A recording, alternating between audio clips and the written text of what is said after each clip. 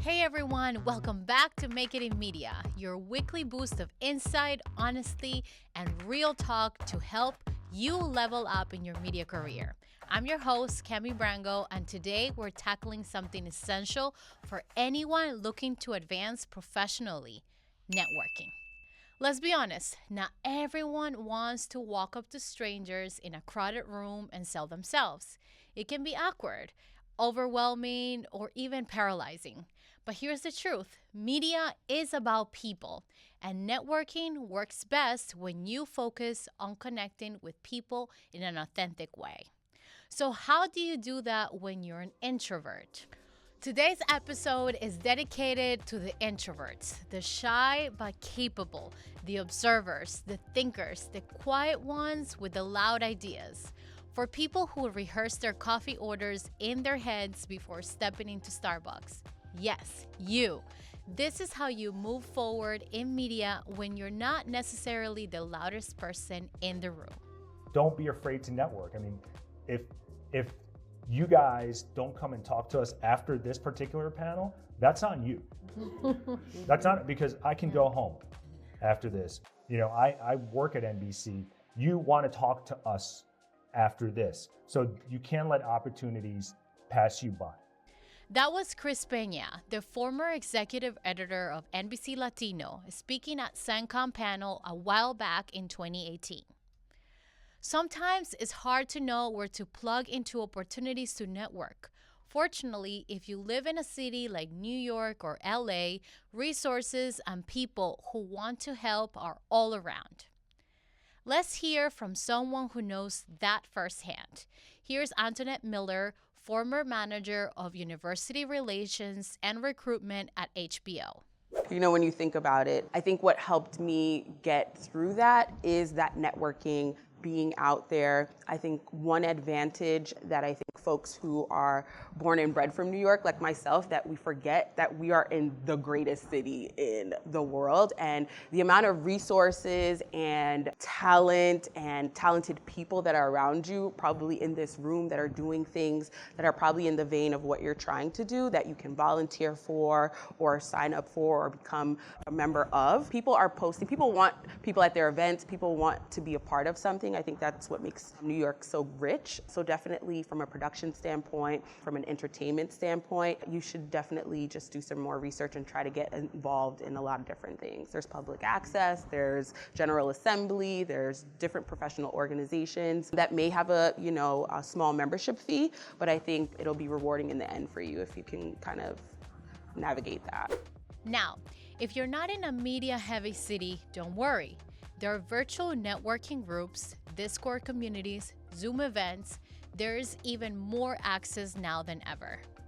Before we get into some quick strategies to help you network, let's talk about the one thing that would make it all easier: knowing your story. Kelle Coleman, former senior vice president of brand partnerships and events at Nielsen, breaks this down for us. One of the things that one of my professors always taught us, and we had a professional development class in business school, and it was around knowing your story. And when you are confident in your story, you're able to tell other people your story, and those people will then listen.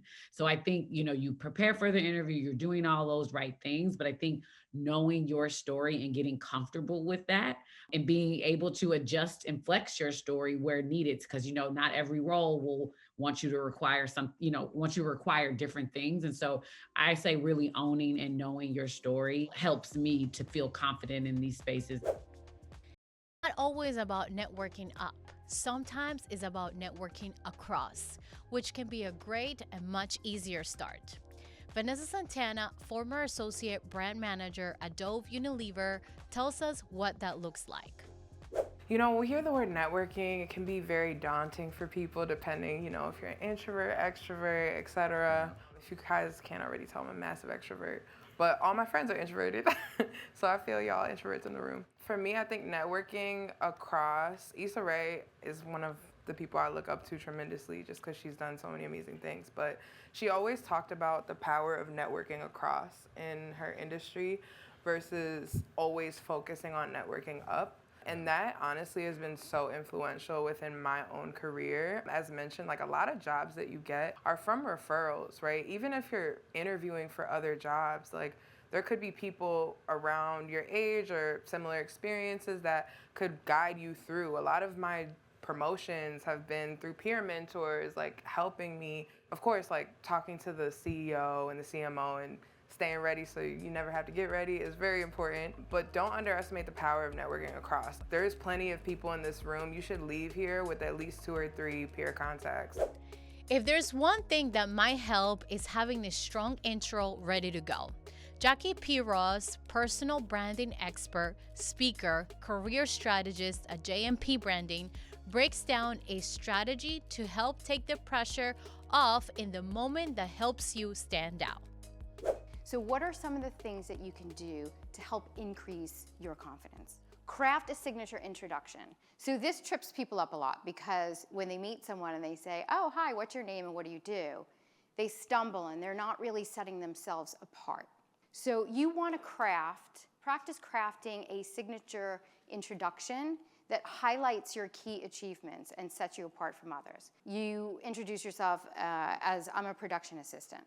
It doesn't really say anything about you. It doesn't highlight your unique qualities. Perhaps you can say, I bring creative vision to reality with precision and team collaboration as a production assistant. That showcases your unique qualities, but it also gives you the confidence to be able to articulate and further that conversation.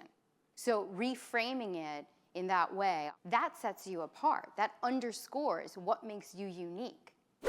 So confidence comes from being prepared. Great point, Jackie. Also, if you're nervous, bring a friend. Seriously, it works. Nikki Bethel, president and CEO of the Emma Bowen Foundation, said this, and it's golden. Take a risk. Yeah. Right? Take a risk. And if you're an introvert, because I'm an extrovert and I can identify my energies, saddle yourself up next to an extrovert, but get a partner, someone who's even thinking that they're interested in what you're interested in, so that you're not going it alone. Now, let's talk strategy. You've got a big event coming up and you don't want to waste your time, energy, or chances. Here's Deron Johnston, Chief Program Officer at BRIC, and Seema Yedavalli, Senior Manager, Early and Emerging Talent at Mattel, on how you make the most of a brief moment with a recruiter memorable.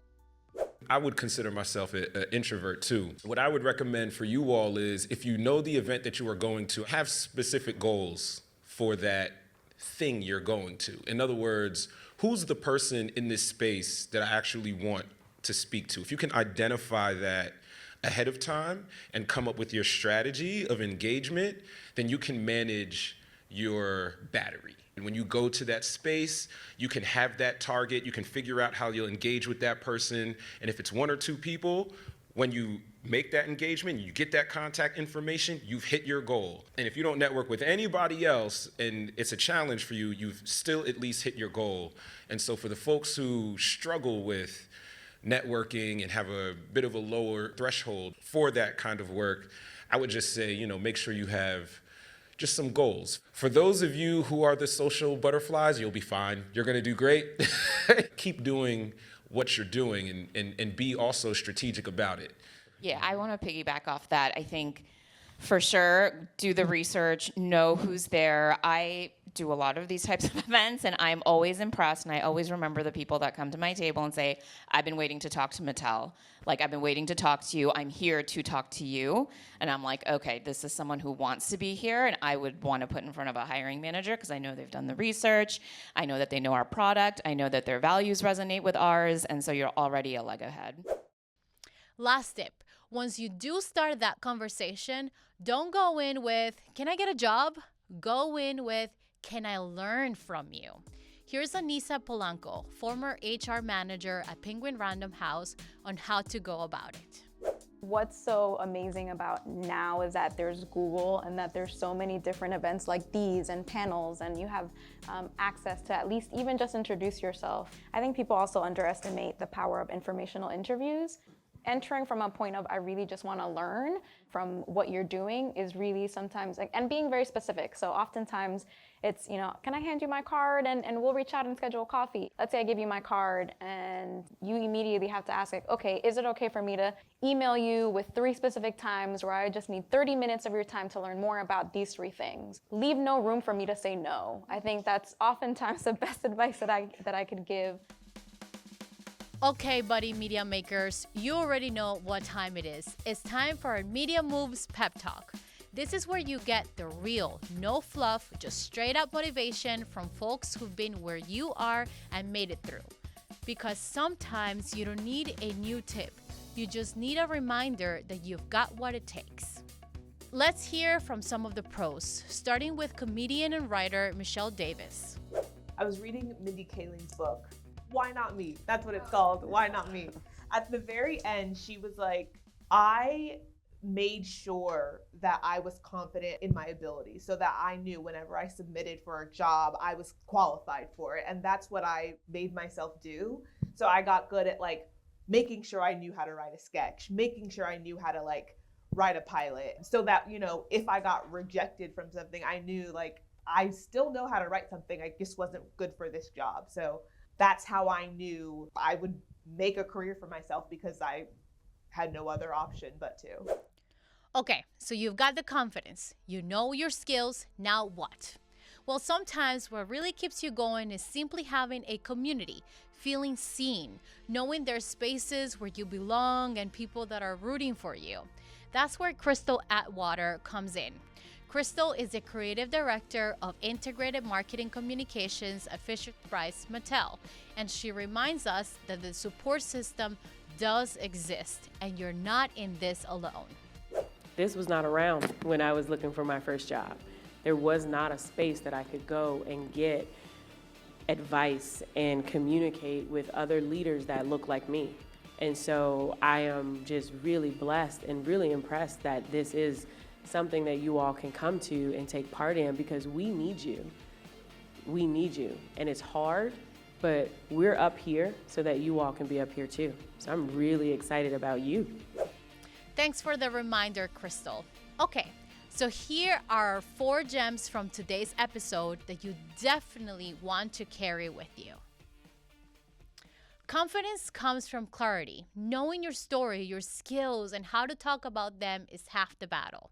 Get clear on what makes you you and own it. Number 2, start sideways. Don't just look up the ladder, network across. The person next to you might be the one who gives you your next big opportunity. Number 3, preparation over panic. Whether you are an introvert or just anxious, research people and places ahead of time. Having a plan makes showing up way less scary. And last but definitely not least, number 4, when you do talk to someone, be specific and make it about learning. So, what did we get from all this? Start with your story. Know it, own it, share it. Whether you're loud or low-key, you belong in the room. The truth is, your network can grow in ways you never expected, even if you start small. Start with a friend, join a group, slide into someone's DM. You never know what might come from just reaching out. Thank you for tuning in to episode 2 of CENTCOM's Make It in Media podcast. Join us next week for our next episode on securing that dream job you always got your eye on. I'm Camila Brango, your host, and as always, we love hearing from you. Got a question about your media journey? DM us on Instagram.